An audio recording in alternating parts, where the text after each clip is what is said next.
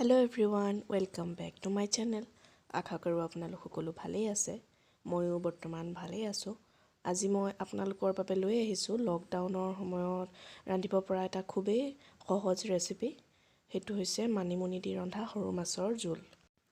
এই আঞ্জাখন বনাবলৈ একেবাৰে কম সামগ্ৰীৰ প্ৰয়োজন হয়।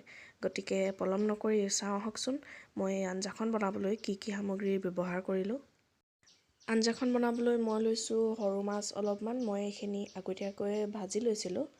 এইখিনি চাওকচোন, সৰু সৰু মাছ হয়। আৰু মই লগতে লৈছোঁ মানিমুনি দুমুঠামান। এইখিনি মই ভালদৰে চাফা কৰি লৈছোঁ। আৰু লগতে লৈছোঁ নিমখ সোৱাদ অনুযায়ী, হালধি অলপমান।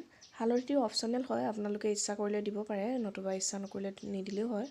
আৰু লৈছোঁ জলকীয়া 3টা, শুকান জলকীয়া, আৰু লৈছোঁ জিৰা গুটি কেইটামান, আৰু বইল আলু 2টা, আৰু লৈছোঁ মই নহৰুৰ পিচা অলপমান। সামগ্ৰীখিনি আপোনালোকে নিজৰ ইচ্ছা অনুসৰি কম বেছি পৰিমাণে ল'ব পাৰে। প্ৰথমে মই মিক্সাৰ জাৰ এটা লৈ তাতে মানিমুনিখিনি ভৰাই প্ৰয়োজন অনুসাৰে পানী দি এইখিনি ভালদৰে পিচি ল'ম। আপোনালোকে ইচ্ছা কৰিলে মানিমুনিখিনি গৰম পানীত 2 মিনিটমানৰ কাৰণে সিজাই ল'ব পাৰে।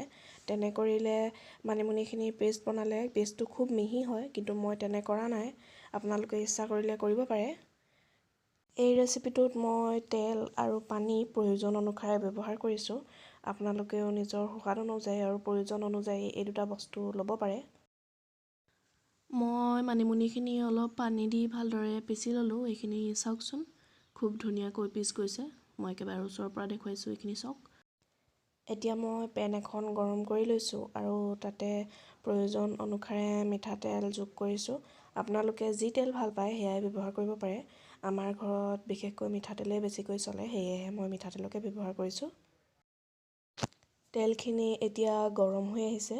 ইয়াতে মই এতিয়া জিৰা গুটি কেইটা আৰু থেতালি লোৱা নহৰু কেইফুটা আৰু শুকান জলকীয়া কেইটা দি লৈ নহৰুৰ কেঁচা গোন্ধ নোযোৱালৈকে ভালদৰে ভাজি থাকিম। জিৰাৰ সলনি আপোনালোকে মেথি গুটি বা সৰিয়হৰ গুটিও ব্যৱহাৰ কৰিব পাৰে।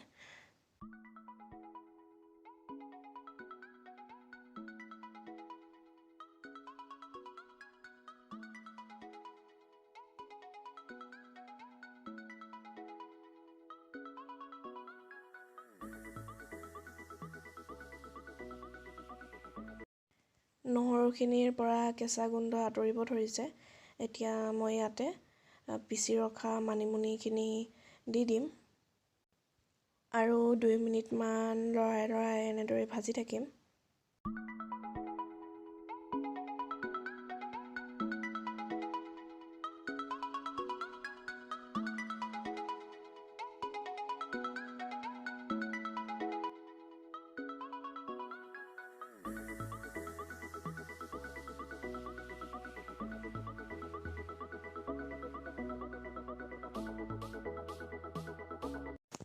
দুই মিনিটৰ ভিতৰতে ইয়াৰ পানীখিনি শুকাই যাবলৈ ধৰিছে।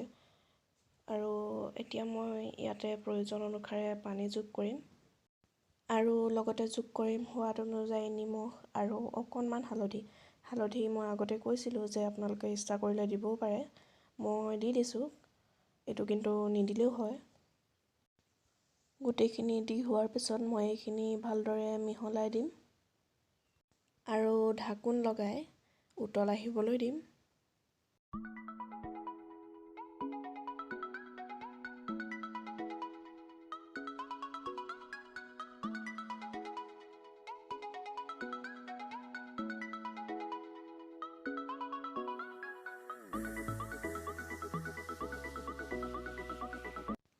এতিয়া উতল আহিব ধৰিছে।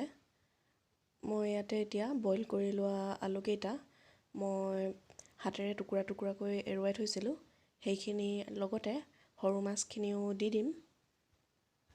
এতিয়া মই গেছৰ ফ্লেমটো ল' কৰি লৈছোঁ আৰু ল' ফ্লেমতে মই আৰু 5 মিনিটমান এইখিনি ভালদৰে উতলিবলৈ দিম, যাতে আলু আৰু মাছখিনিত মানিমুনিৰ সোৱাদটো সোমাই পৰে।